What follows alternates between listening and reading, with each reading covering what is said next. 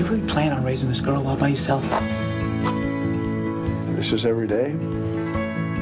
Yeah. Do you need to call her other grandmother? We? Yeah. The last person I need to meet right now. It's a crowd. Well, of course, this is an amazing story about a grieving widower pulled into a custody battle over his granddaughter, who he has cared for since her birth. And of course, we're thrilled to have Kevin Costner, who is that grandfather in this movie in black or white, with us this morning. Good to see you. Thank you. What a powerful film. Yeah. I tell you, it's really terrific. I saw it about a week or so ago, and I'm still thinking about it. Yeah. It obviously touches on a lot of issues. You play the grandfather of a mixed race little girl who really you and your wife, who you've recently lost, raised, and of course your daughter died during childbirth. Right. A lot of tragedy here, right. But amazing story. And tell us a little bit about why. Well, the you were movie drawn to warms up too. I mean, it's pretty tragic when it starts, but a lot of humor in it, though. Too. There is an enormous amount of humor in it, but it all comes out of the situations of families who are going against each other over the fate of a little girl, and the notions of race that come up in it was really enlightening for me, because I've certainly struggled with this and watched the struggle my whole life, essentially, and in reading this script, there was a couple of things that just jumped out at me that actually helped me inform me about how to have this discussion going forward about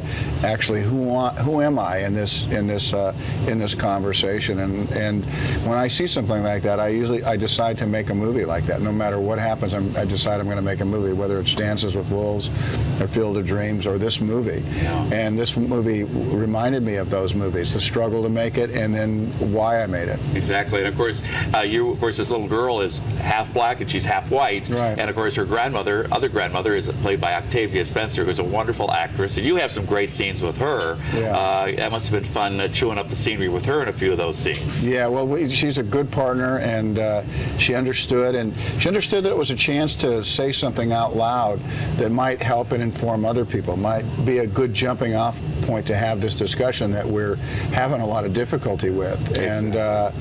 And Anthony and Mackie, the same. They all sensed that what we could make here would be a bit of a game changer. Yeah, and make people talk about these issues, talk about heritage, talk about family, talk about race, perhaps in a way that we haven't, especially tied to a movie. They do in this movie in a way that's reminiscent of how we're talking about race.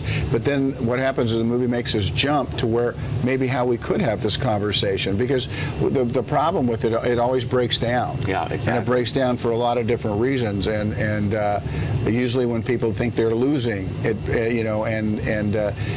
sometimes our differences aren't cultural, aren't this color of our skin. Sometimes our differences are more honest than that. They're just like, I just don't like you. I don't like how you behave. It doesn't have anything to do with race. But sometimes when there's a lot at stake, that card can be played by both sides, and this movie highlights that. It for sure does. You mentioned already, of course, Field of Dreams, which was the last time we spoke was last year when you were coming through on your way to Iowa for the big anniversary of the release of that movie.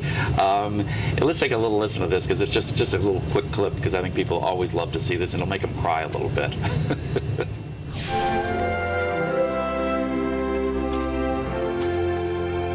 Hey, Dad?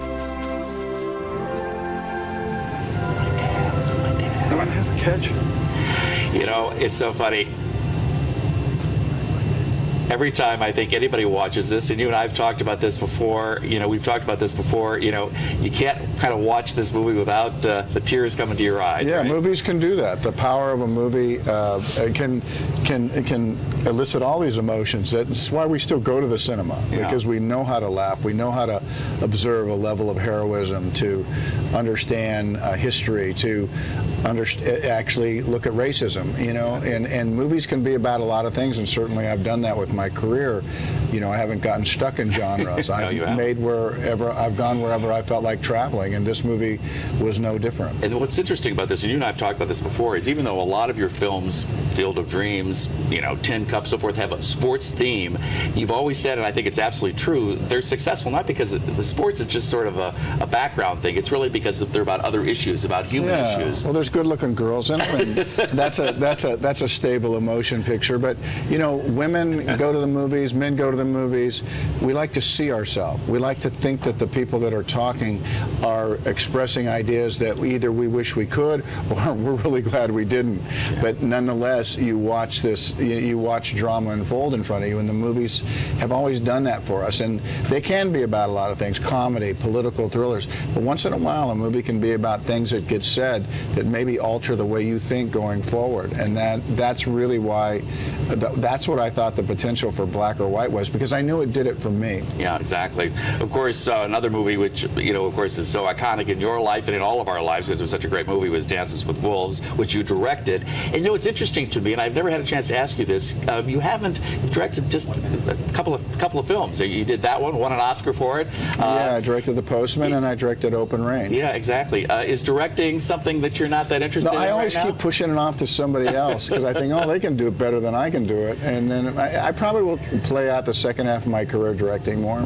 Will you? Well, that's good because you obviously are very good at it, and a lot of actors have become great directors, and I would like to see you do more of that, obviously. But we like you acting too, Kevin. Don't give that up. Thanks. Exactly. But of course, coming up in our next segment, of course, we've got Anthony Mackie here, who is terrific in this film. He's so great. I can't wait to have him join you, and we'll talk a little bit more about Black or White right after this break.